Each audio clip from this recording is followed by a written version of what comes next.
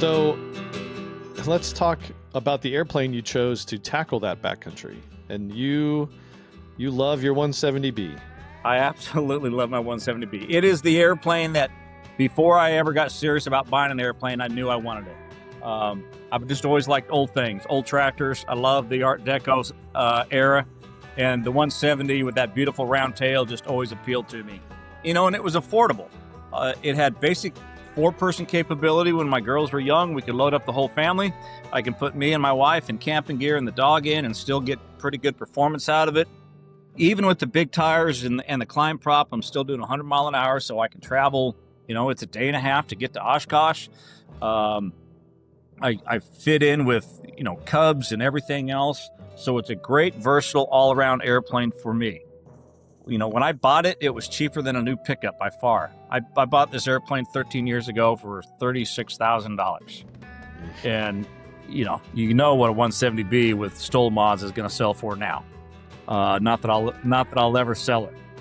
Yeah, you can't find anything with Stoll mods for the most part that's a reasonable price. They never make the market, right? Somebody knows somebody.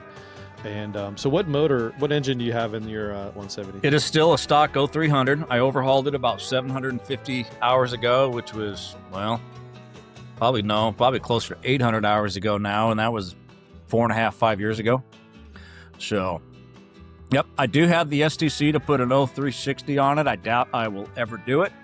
I basically have half of a spare 0300 under my bed. And I have the hard parts. I have the oil pan and I have the crankshaft. So the rest is easy to get.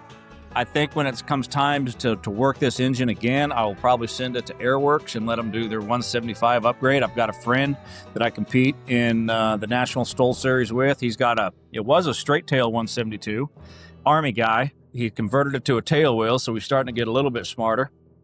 And he just is right now is mounting the new Airworks engine on it. So I'm really excited to get to fly behind it and get his experience, because he's doing the same thing that I'm doing, and he can give me some great feedback on how that engine's going to do. But I think it holds a lot of good promise. Yeah, I think that you can find a lot of 0300, 144, 145 horse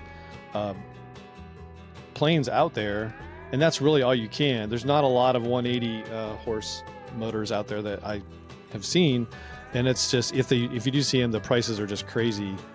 I mean, I have competed against 180 horse and IO 360 210 horsepower 170s, and usually, if I'm on my game, I'm going to beat them. Now, if the pilot of that other airplane has been practicing and has a similar experience level, then it starts getting real close. If I'm going against, I can't go beat Dirty Berg and Jeff Pohl.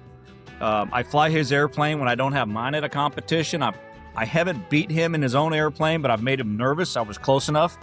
I think I lost to him like 2 to 3 feet total.